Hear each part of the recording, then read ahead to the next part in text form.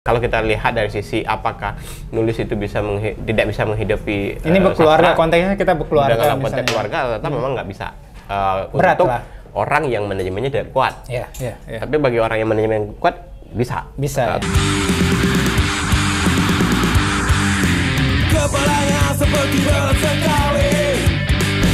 Halo teman-teman, selamat datang di cerita sisi lain dengan saya Boy Chandra.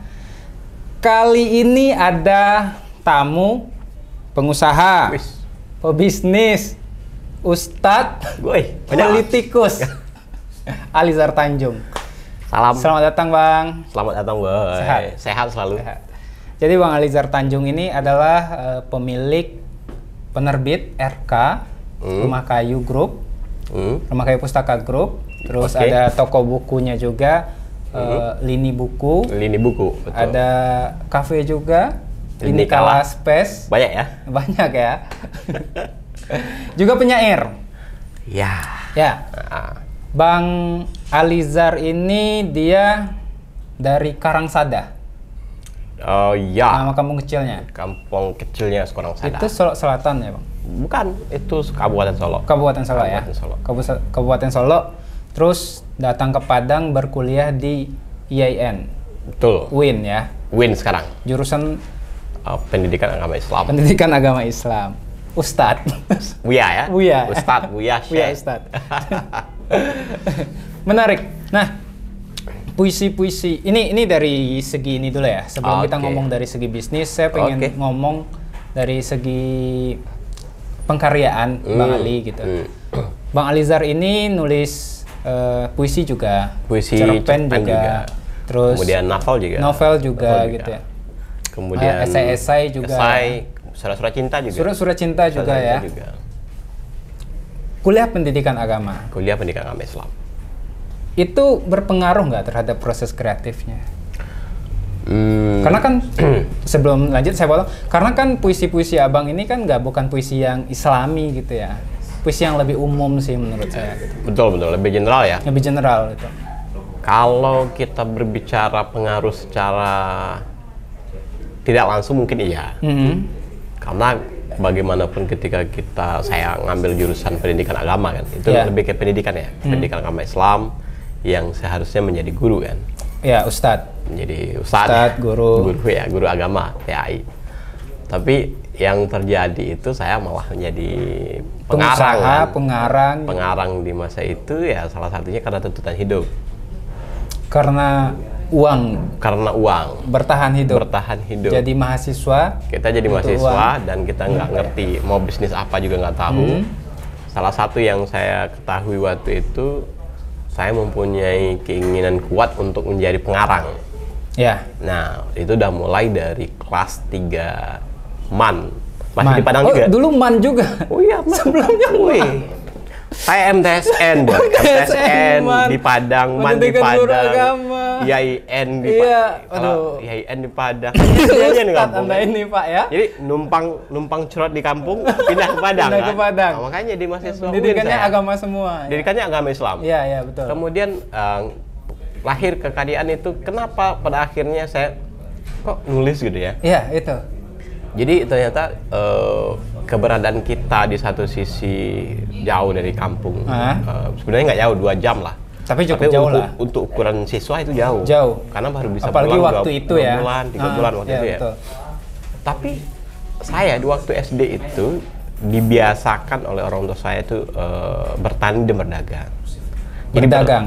Makanya puisi-puisi saya itu kan biasanya bawang yang nggak umum ya, kentang, tomat, sampai dan khas banget ya, kerasa banget suasana kampung halamannya gitu. Begitu ya. Tapi ya barangkali keberadaan saya di kota, kemudian posisi di kampung halaman yang memang dari kecil itu dibiasakan ke kebun ya, ke ladang untuk. Berarti abang kecilnya bertani ya. Kecilnya itu bertani, nggak ada ini lah malah. Berarti puisi-puisi atau karya-karya tulis itu boleh disebut sebagai bentuk apa ya, komunikasi kerinduan terhadap kampung halaman nggak? Itu.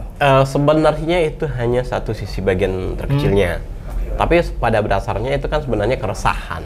Keresahan ya. Ketika kita sudah mulai masuk ke wilayah kampus kan kita udah mulai masuk ke wilayah berpikir yang agak sedikit lebih meluas lah gitu ya. Meluas ya. Kemudian kita yang tadinya kita sebagai petani kemudian merasakan keresahan-keresahan. Oh, kok saya melihatnya kayak gini ya? Saya seperti petani tomat yang harganya rendah mulu. Iya, pas panen tiba-tiba turun gitu dan nggak dapat untung kan. Apalagi hujan tomatnya busuk gitu kan. Kadang-kadang dibuang di pinggir jalan. Di pinggir jalan itu kan banyak kan merana ke dalam petani kan. Betul. Tapi mereka mengeluh sama siapa? Maka dari situ saya pikir, wah, saya harus riset ini. Menyuarakan kegelisahan ini. Karena ini Bang, karena kan saya nggak tahu pastinya ya. Cuman saya lihat itu kalau misalnya tomat murah gitu ya, katakanlah 1.000 sekilo gitu. Enggak laku, ya untung. Itu petani kan akhirnya buang. Itu kan bentuk kekecewaan sebenarnya ya. Karena kalau dijual pun rugi. Iya, rugi. Misalnya gitu. 1.000 gitu kan. Dijual nanti ke pasar, ke pasar kita yang ada di Pasar Solo atau di Pasar Padang Panjang atau Bukit Tinggi. Ongkosnya berapa? Iya, betul. Biaya beli petinya ada berapa? Iya, peti yang kayu itu kan kita sudah beli. Betul. Satu peti itu kalau dulu masih 8.000-an gitu ya. Iya, betul. Sementara satu peti itu isinya kisaran anggaplah 40 kilo kan. 8.000 udah habis untuk peti. Nanti untuk ininya, untuk biaya angkatnya, biaya ini segala macamnya, sehingga kalau 1.000 itu mending daripada dijual, udah biar aja lu busuk sana kita rugi juga. Iya. Nah, itu salah satu. Termasuk juga persoalan misalnya bikin ada tentang yang paling banyak tentang bawang sama tomat. Bawang, tomat, kemudian tentang kentang. Dari tomat itu murah, jadi lebih baik dibuang lah daripada dijual ke pasar karena kan nambah biaya lagi kan. Berarti kan masa kecil yang dilalui oleh seorang Alizar Tanjung itu berefek terhadap karya-karya Alizar Tanjung sendiri gitu. Betul. Jadi memang karena hidup saya hidup di lingkungan keluarga yang memang petani, kemudian nggak ada listrik waktu itu, hidupnya itu ya memang nggak ada listrik, jadi nginapnya itu di pondok atau di ladang, dan itu kan bersentuhan dengan kentang, dengan markisah dulu kan, markisah. Kemudian bersentuhan dengan bawang, bersentuhan dengan tanaman-tanaman muda lah, sayur mayur yang cepat busuk kan. Ditambah harga yang tidak stabil, kemudian kita diminta pula untuk, yuk kamu ke Padang ke sekolah gitu kan. Karena itu ada perjalanan interval waktu ya, perjalanan interval waktu membuat kita, oh ini ada yang salah, ini ada yang salah. Kamu udah dari Padang, kemudian kehidupan masyarakat dari dulu dia bekerja sampai hari ini kayak gitu juga ya. Kemudian, wah bagaimana caranya saya menanggapi masalah yang ada ini? Salah satu masalah itu saya selesaikan dengan tulisan. Maka lahirlah puisi-puisi yang diantaranya memakai diksi-diksi yang berhubungan dengan kebun ya, dengan tomat, dengan sayur, dengan bilah betung bambu bilah betung untuk betung ya, bambu kalau bahasa ini, kalau bahasa Minangnya batuang.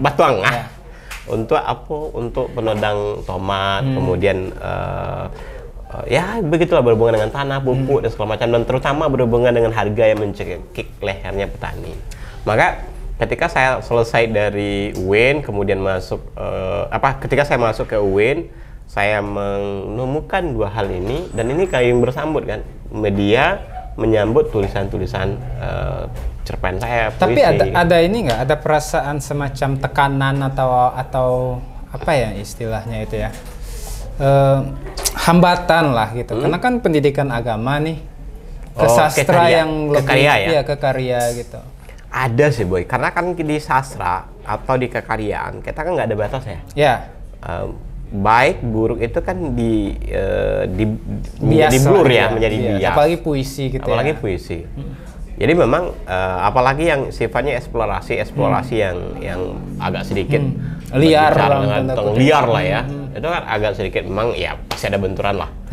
Di satu sisi kekaryaan, di satu sisi ada loh yang tidak boleh dilanggar dalam religiusitas. Religius ya. Nah ini kan jadi problem. Tetapi problem ini masih bisa diselesaikan dengan diksi yang lebih ini lagi kan, lebih halus lagi.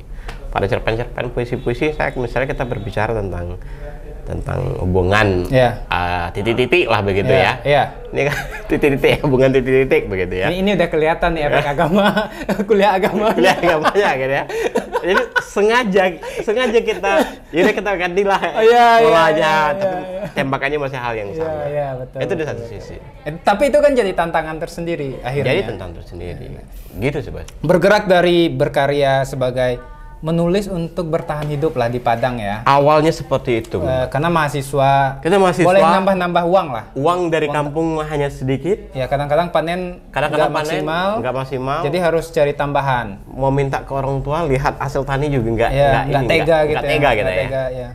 Karena ada kalau petani tanaman muda ini kan ada masa-masa jayanya, ada masa-masa downnya kan. Kalau hari musim hujan, kalau jaya bisa langsung beli mobil. Kalau jaya bisa beli mobil. Pas ini mobil dijual lagi. Jual lagi gitu kan. Ya enggak gitu tuh ya, normal aja ya. Normal kan? Jadi gimana cara bertahan hidup? Kita nggak ngerti bisnis, kita nggak ngerti. Iya betul. Yang kita punya waktu itu karena mulai menulis terbentuk lingkaran sesama penulis. Oh ada loh nulis di media dapat honor. Ada duitnya. Ada duitnya gitu kan. Waktu itu saya nulis di koran-koran daerah yang muncul awal-awalnya. Ada duit nih, wah saya bisa menyelamatkan makanan telur dadar untuk 1 bulan dengan 5 tulisan dari media. Saya kan telur dadar potong 2 itu bos. Itu satu hari. Itu kehidupan. Gitu ya. Seniman mana yang nggak pernah ngerasain penderitaan itu? Oke ya. Anak orang kaya paling ya. Buka joki ya. Kalau seniman-seniman biasa pasti pernah merasakan penderitaan penderitaan itu kan. Tapi yang menariknya adalah Bang Ali kan berkarya. Betul. Kalau berkarya itu kan kita orangnya bebas Bang ya. Kalau kebanyakan seniman itu dalam tanda kutip kan pemalas gitu ya. Dan tidak termanage dengan bagus gitu ya, maksudnya. Secara manajemen dia agak kacau gitu ya. Kacau gitu karena kan kalau saya kan pihak kedua ya. Untung kuliahnya manajemen jadi sedikit terbantu gitu. Walaupun tetap kacau aja gitu. Betul. Udah kelihatan kan. Nah, Bang Ali kan akhirnya menjadi pengusaha.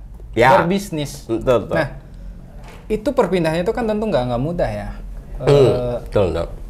Apa ya, pola kerja seniman dengan pola kerja pengusaha itu pasti beda, bertabrakan lah gitu. Kok sampai bisa bareng ya kok gitu bisa gitu dan bareng gitu.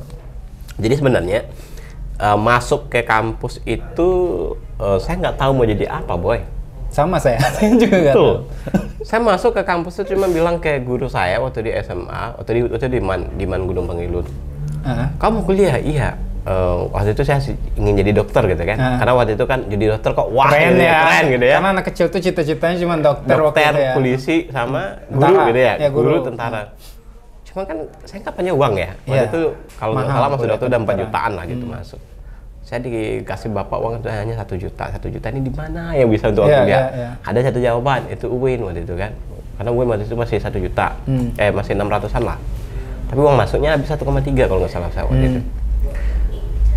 Masuk ke sana, saya bilang, kamu mau kuliah di mana? Ya udahlah, saya yang penting kuliah, yang jurusannya saya nggak penting, yang penting yang paling bagus di kampus itu dapatnya PAI gitu kan. Itu memang paling bagus. Saya nggak tahu mau jadi guru. Berarti Bapak masuk pendidikan agama Islamnya itu salah jurusan sebenarnya? Nggak tahu. Karena nggak ada yang ngarahkan juga kan? Ya itu kelemahan kita ya. Maksudnya generasi sebelum kita mungkin karena emang nggak dekat dengan pendidikan juga. Betul. Jadi saya pun juga kuliah kan nggak ngerti sebenarnya juga apa gitu ya. Dan nggak ngerti itu jurusan apa sebenarnya. Hajar aja yang penting kuliah. Penting kuliah gitu. Betul. Jadi dari situ feedback lagi kenapa akhirnya saya menjadi pedagang gitu ya. Karena memang dari kecil tuh saya udah diajak oleh orang tua saya itu tani dan dagang. Gitu. Jadi waktu kecil Abang berdagang? Jadi udah kecil itu bapak saya misal bertani kentang gitu. Nanti panen itu kan dibawa ke pasar tradisional. Ada yang ke Solo, ada diajak yang tinggi. juga. Diajak. Panen kol atau lobak lah bahasa kita itu. Bapak saya panen lobak, nanti saya kan kecil-kecil tuh, ada beberapa orang sama adik-adik saya gitu kan. Itu saya diajak ke Bukit Tinggi, ke pasar sayur. Itu kan berangkatnya itu malam, nanti tidurnya kan di atas tumpukan lobak gitu. Berarti terbiasa orang tua nggak jual ke Tengkulak berarti ya, emang langsung. Ada juga yang dijual ke Tengkulak, tapi gitu. Lebih suka dia ngantar langsung ke ini. Ya karena harganya bisa lebih tinggi ya. Harga bisa lebih tinggi dan jiwanya mungkin jiwa dari nenek juga. Nenek saya juga pedagang juga gitu. nenek saya itu pedagang juga, dan itu dia bisa berbulan-bulan nggak pulang karena untuk dagang di luar, kadang tidur pasar gitu. Dan itu dari nenek turun ke bapak saya, dan bapak sama ibu saya panggil abah ke bapak. Ini sama-sama suka dagang juga. Kalau ibu saya tuh setiap hari Senin ke pasar Solo, pasar Muara Panas. Kalau bapak saya itu ke pasar sayur yang jualan kayak Padang Panjang kayak ini. Jadi waktu kecil-kecil saya suka diajak. Udah terbiasa dengan pasar, dengan transaksi gitu ya. Jadi ketika beliau paksa, ya udah jadi guru aja lah. Enggak, saya nggak suka guru. Nggak kuat, Pak. Nggak kuat gitu. Nggak terlepas dari ini ya. Tapi emang nggak. Iya, bukan masalah karena gaji ya, tapi capek saya karena gitu. Mental sih. Mental satu. Kayaknya nggak kuat. Yang kedua sih. passion hidup kayaknya. Iya. Jadi dari situ, ternyata saya secara tidak sadar lebih dinamis. Bapak saya sama ibu saya ngajarin saya dagang. Walaupun saya nggak nyuruh langsung. Walaupun dulu waktu kecil, yuk jualan gorengan, jual es itu pernah. Tapi nggak pernah niatnya untuk ngajarin kamu jadi pedagang gitu. Tapi efeknya dari kepenulisan tadi dengan bisnis itu sejalan akhirnya berjalan di industri perbukuan akhirnya. Dan apalagi industri saya masih di bidang itu juga ya. Karena suka nulis, kemudian paham industri memahami industri itu. Bisnisnya juga buku. Bisnisnya juga buku dan kan. Dekat-dekat dengan Toko itu. buku, penerbitan buku, percetakan buku, ya masih dekat-dekat dengan itu lah. Dekat-dekat itu juga gitu. Saya pikir-pikir, wah, kayaknya memang ini darahnya darah dagang. Iya, darah dagang. Makanya ketika saya masuk ke kampus, pas masuk aja ke kampus saya udah mutusin untuk jadi kalau bahasa kerennya kan pengusaha. Atau gini nggak? Jadi ini agak sensitif pertanyaannya. Jadi pengarang dan jadi pengusaha itu kayak wah gimana gitu ya? Apa yang ini agak sensitif sebenarnya nih. Atau abang jadi pengusaha itu karena jadi seniman penulis di Indonesia itu nggak menjanjikan atau berat sekali atau rentan miskin gitu. Kalau faktanya yang kita lihat di lapangan, penulis-penulis yang ada di Indonesia, atau itu bentuk kerealistisan abang itu? Mereka rentan miskin karena tidak punya tadi itu manajemen yang kuat. Tapi kalau saya sebenarnya saya mengambil posisi itu karena saya melihat yang paling cocok untuk saya itu ya pedagang. Kemudian kekaryaan itu lebih ke saya berkarya, saya berdagang. Diri, gitu. Nggak sama sekali tidak menjadi sama sekali tidak menjadi ancaman. Ternyata ketika saya jadi tuan pengarang lah kata orang di Facebook ya, kemudian saya menjadi pengusaha di bidang perbukuan, kayaknya ini nggak ada masalah gitu. Tapi kalau kita berbicara, kalau kita lihat dari sisi apakah nulis itu tidak bisa menghidupi ini berkeluarga, konteksnya kita berkeluarga dalam konteks keluarga, tetap memang nggak bisa berat untuk lah. Orang yang manajemennya tidak kuat. Yeah. Tapi bagi orang yang manajemen kuat bisa. Ya. Tapi bagi saya sendiri, saya memang memutuskan dua hal itu, pengusaha yang penulis. Gitu. Ya, tapi ini kan Bang, merintis usaha itu kan nggak mudah ya, nggak mudah, butuh energi dan butuh fokus yang panjang gitu. Abang terakhir berkarya kapan? Buku terbit? Buku terbit memang 2015 yang terakhir. Kalau kekaryaan 2017 itu masih di Kompas masih. 2014 saya memutuskan narik diri dulu sejenak. Iya kan akhirnya kepaksa dibagi kan? Karena memang bisnis harus difokuskan dulu. Iya. Kalau sudah duduk secara fondasi ya, manajemennya sudah duduk, SDM-nya sudah bagus, kemudian produknya sudah oke, kemudian sudah mempunyai keunikan dan itu udah jalan, maintenance-nya udah jalan stabil, itu udah bisa masuk lagi. Nah, saya waktu itu prediksi saya butuh waktu 5 tahun untuk membangun bisnis. Untuk membangun bisnis itu. Jadi di 3 tahun pertama itu pada posisi bertahan. Ya. Kuat atau tidak, tahun keempat dan kelima itu udah mulai ini, maka udah mulai stabil. Nah, makanya saya lakukan misalnya di bisnis kayak seperti yang kita berbicara lini buku misalnya kan, lini buku sudah bisa saya lepas, dengan udah ada timnya. Tinggal sekarang yang harus saya benahi adalah di penerbitan dan percetakan yang masih pada bagian itu masih bergantung ke sayanya. Berarti untuk penerbitan sendiri, abang terjun langsung produksi buku, produksi masih terjun langsung, layout itu segala macam. Nah, setelah ini prediksi yang saya tadi 5 tahun itu saya siapkan waktu di ini mungkin agak sedikit bertambah, bisa jadi 5 sampai 10 tahun bisa jadi. Tapi di 5-10 tahun ini saya sudah mengapakan ini harus sudah stabil. Sudah stabil. Sekarang udah berapa tahun? Udah masuk 6 baru. 6 tahun. Kan yang 2015 Oktober, sekarang 2021 udah masuk 2022, masuk 6. Ya artinya kan sekarang itu udah mulai jalan, udah bisa jalan lah gitu. Udah bisa mandiri. Udah bisa ditinggal bentar-bentar lah gitu ya. Makanya udah bisa bikin podcast kayak gini kan. Berarti udah bisa nulis buku lagi. Wah udah bisa, walaupun belum jadi juga deh. Buku puisi Bapak itu. Udah kemarin kan udah cara ini ya. Ya aneh loh. Maksudnya ini Bapak punya penerbit, ya, punya toko buku, penulis, betul. Tapi nggak nerbitin buku itu aneh. Karena yang tadi itu fokus energinya. Tapi kan nggak bisa alasan lagi sekarang. Oh sekarang udah nggak. Udah. karena udah ada ininya. Sudah ada apa namanya buktinya. Iya udah ada buktinya. Oke. Tahun ini buku ya? Insya Allah. Buku novel, puisi? Puisi, Pak. Puisi ya? Puisi, tahun ini insya Allah puisi. Itu sudah kita rencanakan juga.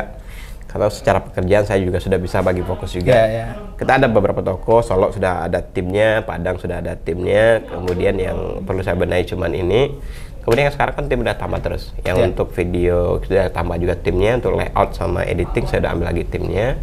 Ini arti kata saya tidak lagi terlibat dalam artian teknisnya lagi. Oke, ini yang bagian terakhir nih yang paling apa ya? Paling menantang. Apa itu? Karena gini, banyak seniman, terutama penulis, itu pasti menjaga jarak dengan politik. Dunia politik lah. Walaupun mereka mungkin ikut dan saya bisa dikejar-kejar ini. ikut secara secara politik mereka mengamati. Ya, ikut politik praktis juga kemarin kan. Nyalek 2019 kan itu ya. Itu maksudnya. Kenapa Abang akhirnya ikut nyalek gitu ya? Sementara kan Abang penyair, pengusaha gitu. Apakah itu juga bentuk eksplorasi diri atau nyoba tantangan baru atau memang Abang sebenarnya pengen fokus politik juga gitu? Sebenarnya gini loh, kalau aku tengok ya, kalau kita berbicara tentang kepentingan praktis, saya kan bisnis dan politik nggak bisa dipisahkan. Iya, sebenarnya setiap sisi kehidupan nggak bisa dipisahkan dengan politik kan ya. Dan sangat erat loh hubungannya antara politik dan bisnis. Harga beras, harga termasuk harga bawang tadi, tomat tadi itu kan politik. Ya, betul. Apakah itu juga salah satu bentuk usaha Abang untuk berbakti kepada kampung halaman biar di sisi lainnya sebenarnya lebih kepada eksistensi diri kan. Setiap kita harus melakukan sesuatu yang terbaik untuk diri kita dan orang-orang yang berada di sekitar kita. Betul. Aku pikir ya politik salah satu jalannya. Menjadi politikus salah satu jalannya. Politikus itu ya salah satu jalan. Jalan yang lain banyak. Jalan lain banyak. Tapi itu pilihan yang bisa dipilih. Itu salah satu pilihan yang bisa diambil. Salah satu pilihan yang bisa diambil. Karena kan di politik sebenarnya kita tidak lagi berbicara tentang bagaimana mendapatkan uang ya, tidak lagi sebatas itu. Karena kalau mau mendapatkan uang ya di bisnis. Pengusaha ya. Itu jelas kan, profitnya, orientednya jelas. Kalau di politik itu lebih kan bagaimana menggunakan sesuatu yang kita kuasai untuk kepentingan rakyat ya. Wih, ini agak sedikit berbicaranya agak sedikit. Bahasanya bahasa politikus banget. Bahasa politikus banget, Bos. Jadi politik itu ya kita menggunakan sesuatu yang kita kuasai, mengambil kekuasaan, menggunakan kekuasaan untuk rakyatku. Wah. Bentar. Tapi ada ketakutan ini nggak sih Bang? Apa? Orang nanti sering kita lihat misalnya orang kalau udah jadi pejabat nggak kritis lagi gitu. Kalau penyair atau seniman kan kritis di situ ya. Ketika jadi pejabat, Abang nggak takut kehilangan nalar kritis itu atau gimana Abang memandangnya? Kalau di politikus itu nanti kritisnya itu di meja ini ya dia. Artinya kan ada meja bundarnya dia kan. Di situ dialektika itu kan terbentuk dialektika kritis. Karena kepentingannya bagaimana mengambil posisi atau menggunakan kekuasaan-kekuasaan dan menggunakan untuk rakyat. Itu kan ada semuanya di kalau DPRD. Kalau dibawakan ke rakyat umum memang beda polanya, Boy. Karena pola di politik itu kalau kita bawakan juga pola biasa menjadi bombastis dia. Jadi bumerang untuk menghantam diri. Tapi bukannya di Indonesia ini banyak juga itu politikus yang kritis. Iya, salah satu ketika kita jadi politikus atau pejabat gitu ya, keputusan itu kan nggak bisa 100% dari diri kita kan ya, ada pengaruh partai atau pengaruh orang-orang lain gitu. Abang nggak khawatir dengan itu? Pastilah kekhawatirannya misalnya ada. kita ada di partai apa gitu kan, ada dan di ada partai kepentingan apa. partai kan. Tekanannya kan juga Tekanannya ada. Gitu. Nah, tergantung nanti ya ini sih, kalau posisi kita di situ sebagai posisi anak buah bawang doang ya pasti ya kita nggak bisa, pasti kita tekan.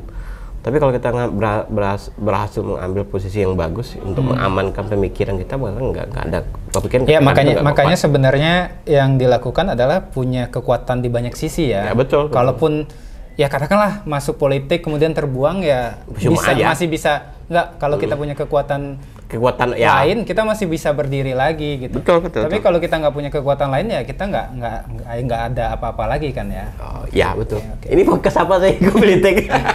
Oke, Bang Alizar Tanjung. Oh ya, sudah selesai deh. Aku kira ini nambah 5 jam. Nanti kalau panjang-panjang ada lagi nanti. Bang Alizar Tanjung, penyair, penulis, pengusaha, politikus. 2024 maju lagi? Wah, saya nggak bisa jawab, Boy. Iya, nggak usah dijawab. Nggak usah dijawab. Kita lihat saja. Kalau apapun yang memilih, kita doakan yang terbaik ya. Menjebak akhir-akhirnya ya. Nggak, kayak saya sebenarnya sebenarnya kalau ini saya sebagai teman, saya akan mendukung hal yang terbaik untuk teman saya gitu. Sebagai clue-nya, siapkan aja Mas aja 2020. Beda kita. Oh, kan beda daerah. Masa bisa dibilang. Oh iya. Masa dengan 1 juta follower nggak bisa gini. Oke. 2 juta lagi sekarang ya. Terima kasih Bang Alizar Tanjung. Sampai ketemu lagi. Sukses podcastnya Boy. Ya, sukses untuk Lini Buku. Jadi buku saya juga ada di toko bukunya Bang Alizar Tanjung, namanya Lini Buku. Teman-teman bisa beli di Lini Buku, ada di marketplace juga. Barangkali mungkin lain waktu juga bisa kita berdiskusi tentang prospek bagaimana sih toko buku dan penerbit di Sumatera Barat. Oke, nanti kita diskusi di podcastnya Bang. Minta diundang ya. Oke, makasih Bang. Oke. Assalamualaikum. Thank you. Waalaikumsalam warahmatullahi wabarakatuh. Saya Alizar Tanjung. Saya Bu Chandra. Salam bahagia. Dah. Dah.